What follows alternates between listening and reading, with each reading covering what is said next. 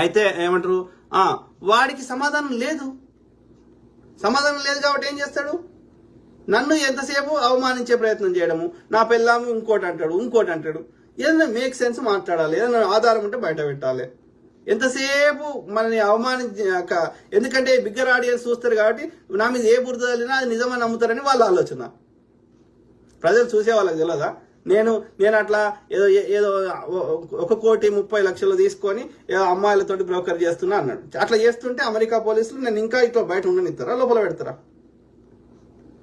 మాట్లాడితే 1% అన్న make sense ఉండాలి. మేము ఏమంటున్నాము ఆ బ్రదర్ విషయంలో, అరే మేము చూస్తున్న కాడికి అది యాక్సిడెంట్ లాగా లేదు. ఓకే, అది ఎవరైనా చిన్నపిల్లలైనా యాక్సిడెంట్ అయిన విధానము అవన్నీ చూస్తే అర్థమవుతుంది. కాబట్టి మేము సమగ్ర విచారణ నిష్పక్షపాత విచారణ చేయమంటున్నాం. కానీ ఇప్పుడు వాళ్ళు దే ఆర్ అండర్ ఇన్ఫ్లుయెన్స్ కాబట్టి చేస్తలేరు. మరి దానికి ఆల్టర్నేటివ్ ఏందో ఆలోచించాలి. ఆలోచించి ఏమైనా చర్యలు తీసుకునే స్థానంలో మనం ఉన్నామా? ఆ ప్రభుత్వాలు సహకరించింది అంత ఈజీ కాదు. వాళ్ళకి అన్ని రిసోర్సెస్ ఉన్నాయి. ఇప్పుడు సీసీ ఫుటేజ్ కావాలి, ఎక్కడికి వెళ్ళి తేవాలి? నేను ప్రభుత్వమే ఇవ్వాలి. మరి పోలీసు వాడు నా దగ్గరికి ఇవే ఉన్నాయని చెప్తున్నాడు. మరి దీనికి సొల్యూషన్ ఏంది? మరి కోర్టులో కేసేసి సపరేట్గా ఇంకేమైనా చేయగలుగుతామా? ఇవన్నీ ఆలోచించాలి. మరి ఆ క్రిస్టియన్ కమ్యూనిటీలో ఉన్న పెద్ద అంటే ఒక ఇండివిజువల్ వ్యక్తి చేసే పని కాదు. అంటే క్రిస్టియన్ కమ్యూనిటీలో ఉన్న పెద్దలు ఆలోచించాలి. మరి వాళ్ళు ఆలోచిస్తున్నారా, వాళ్ళు స్వార్థపరులు ఉన్నారా? అది కాలం నిర్ణయిస్తుంది. మనం ఏం చేస్తాం దానికి సమాధానం అని చెప్పి ఇక మనం మాట్లాడమా? అది హత్య లెక్క ఉన్నది, అది యాక్సిడెంట్ లెక్క లేదు, అట్లా మీద వచ్చి పెట్టుకోవడం ఇంపాసిబుల్ అనేది కామన్ సెన్స్ వాడి చెప్తే అట్లా కూడా జరగవచ్చు అంట. ఎట్లా జరుగుతుంది మీరు చెప్పండి మిత్రులారా? ఇన్ని యాక్సిడెంట్లు చూసినాం. యాక్సిడెంట్ అయితే వెహికల్ పాడవుతుంది, వెహికల్ ఒక దగ్గర పడుతుంది, మనిషి ఒక దగ్గర పడతాడు, మనిషికి గాయాలైతాయి, బట్టలు చినిగిపోతాయి. ఇవి ఏవీ లేనప్పుడు, ఒక పెట్టినట్టు ఉన్నప్పుడు ఇది యాక్సిడెంట్ అని మాకు భ్రమను క్రియేట్ చేస్తా అంటే ఎవరు నమ్ముతారు? అట్లా వందల కాన్ఫ్లిక్టింగ్ ఉన్నాయి అందులో, అర్థమవుతుంది. కానీ ఏం చేయలేని పరిస్థితిలో ఉన్నాం. ఎందుకంటే ప్రభుత్వమే అన్ని రిసోర్స్ ఉన్న ప్రభుత్వమే అండర్ ఇన్ఫ్లుయెన్స్ ఉంటే ఏం చేయగలుగుతాం? ప్రత్యూష వాళ్ళ అమ్మ మస్తు కొట్లాడి విసిగి వేసారిపోయింది. ఇక ఇప్పుడు ఆ కేసు ఇక అయిపోయింది. అది ఆధారాలు రావు, కేసు విచారణకు రాదు, అంతే కాదు. విచారణకు వచ్చినా ఏముంటుంది, సరైన ఆధారాలు లేనందున కేసు కొట్టేయబడ్డది అని వస్తుంది. మొన్న ఆయన కాంగ్రెస్ ఎంపీని అందరు చూడంగా పడిచారు, ఇప్పటి వరకు విచారణ రాలేదు. వాళ్ళ వైఫ్ సుప్రీంకోర్టులో కేసు తెచ్చి ఎన్నోసార్లు కొట్లాడింది. ముస్లిం అతను ఉండే అక్కడ. సో అందరి ముందర చంపినా ఆధారాలు ఉన్నా ఆమె కొట్లాడినా విచారణకు రాలేదు, దోషులకు శిక్షలు పడలేదు, ఆమె కూడా చచ్చిపోయింది. అంటే ఏం చెప్తున్నా ఇక్కడ, ఇప్పుడు హిరేన్ పాండ్యని చంపేశారు. ఎవరు చంపినరో ఆ యొక్క గుజరాత్ లో ఉన్న హోంశాఖ మంత్రిని చంపేశారు, గోద్రా బయటకు వస్తుందని.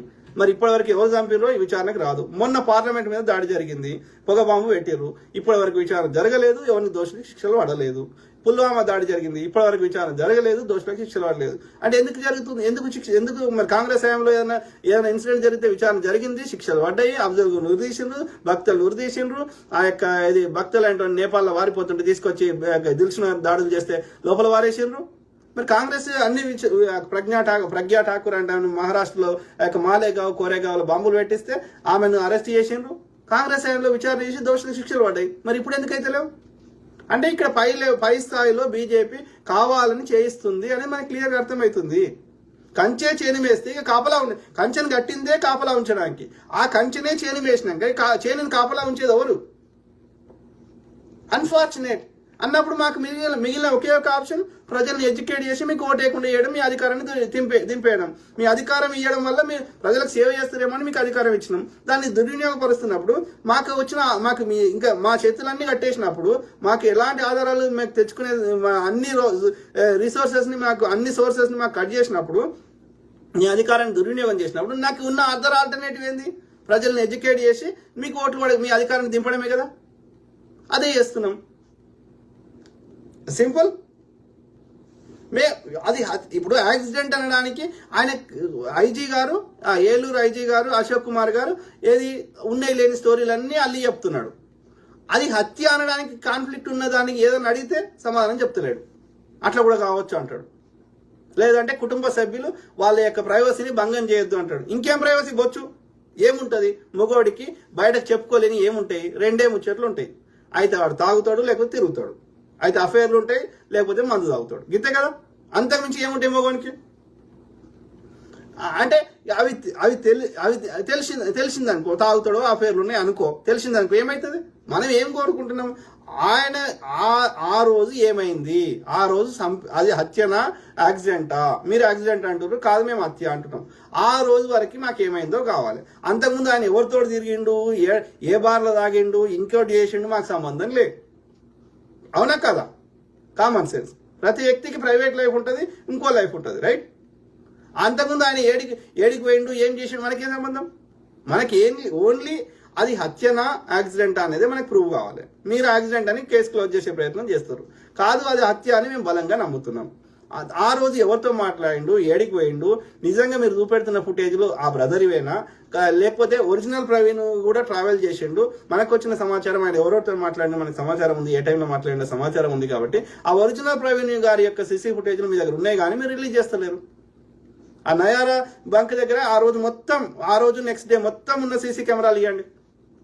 ఆ ఒక్క టైం కాకుండా మొత్తం ముచ్చట వస్తుంది బయటకి. మిగతా అన్ని ప్లేస్లలో కూడా మీ దగ్గర ఉన్న సీసీ ఫుటేజ్లు ఆ ఒక్క టైం కాకుండా మిగతా అన్ని టైంలే మాకు ఇవ్వండి. మొత్తం ఇన్ఫర్మేషన్ మేము చెప్తాం. ఆయన ఫోన్ డేటా బయట పెట్టండి, మేము చెప్తాం అసలు ముచ్చట. మీరు అన్ని దాచిపెట్టి ఆధారాలు మీరు తీసుకురండి. ఆధారాలు అంటే మీరు దిగైపోండి, మమ్మల్ని కూర్చొని పెట్టి ఐజీని నన్ను చేయండి, అన్ని ఆధారాలు బయట పెడతా. ఏమన్నా మాట్లాడితే ఒక వ్యవస్థకి ఒక ఇండివిజువల్ వ్యక్తి కంపారిజన్ ఎక్కడుంటుంది కదా? జడ్జి తీర్పిచ్చినా కానీ వాటిని ఆధారాలను బయట పెట్టాల్సింది ఎవరు? ఇదే పోలీసులు. మళ్ళా సీసీ ఫుటేజ్ల కంట్రోల్ మన దగ్గర ఉంటుందా, ప్రభుత్వం దగ్గర ఉంటుందా? మీరు చెప్పండి. ఆధారాలు బయట పెట్టు. మేము ఆధారాలు పెట్టినాక మీరెందుకు పోలీసులు? మేమే చేస్తాం, మీరు దిగిపోండి. అట్లున్నారు దరిద్రులు. అది మిత్రుల, ఇది కరుణాకర్ వాడు వేస్ట్ ఫెలో. ఏ విషయం మీద అవగాహన లేదు. వీళ్ళందరికీ ఆ చిన్నజీఆర్ అనే దరిద్రుడు వాడు దోసుకున్న సొమ్ములకి వెళ్ళి చిల్లర ఇచ్చి వీళ్ళందరినీ పంచి పోషిస్తున్నాడు. ఎందుకంటే ఈ మతం చుట్టూ తిప్పాలి, మన డైవర్ట్ చేయాలి మనని. ఓకే, ఈ లలిత్ వాణ్ణి, తర్వాత ఈ కరుణాకర్ అనేటోని, ఆ కళ్యాణి భార్గవ్ అనేటని, ఈ అమారా ప్రసాద్ అనేటోని, వీళ్ళందరినీ పెంచి పోషిస్తుంది చిన్నజీఆర్ అని నాకు వచ్చిన సమాచారం. ఇంకోటి, ఈ ఇన్సిడెంట్ అయినప్పుడు ఈ లలిత్ గాడు అతని ఆ కరుణాకర్ గాడు భారతదేశం లేరంట, ఆస్ట్రేలియాలోనో అమెరికాలో ఉన్నారంట. అంటే మేము ఇక్కడ లేము అని చెప్పుకోవడానికి, ఇందులో మా పాత్ర లేదని చెప్పుకోవడానికి ఇది ఒక డ్రామా ఆడుతున్నారు. డెఫినెట్లీ చిన్నజీఆర్ గాడు ఈ దొంగబాడుకోల హస్తం ఉంది. ఈ అమారా ప్రసాద్, ఈ లలిత్ మోడీ, ఈ కరుణాకర్ వీళ్ళందరి హస్తం ఉంది.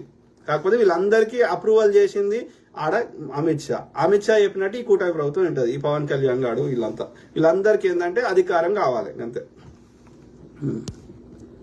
సో అయితే వాళ్ళ ప్లాన్ లో ఎక్కడ దెబ్బ పడ్డదంటే, కత్తి మహేష్ గారిని చంపినప్పుడు, బ్రదర్ని చంపినప్పుడు ఇంత రియాక్ట్ కాలేదు. ఎందుకంటే అది మోర్ న్యాచురల్ గా చేసారు. రియల్ గా యాక్సిడెంట్ చేసి హాస్పిటల్ వెనక చంపేశారు. ఆయన చచ్చిపోలే, హాస్పిటల్ తీసుకొని చంపేశారు. కానీ ఇక్కడ ఏం చేశారు అంటే, అది అట్లా చేయకుండా వేరే రకంగా చేసే వరకు అది దొరికిపోయారు.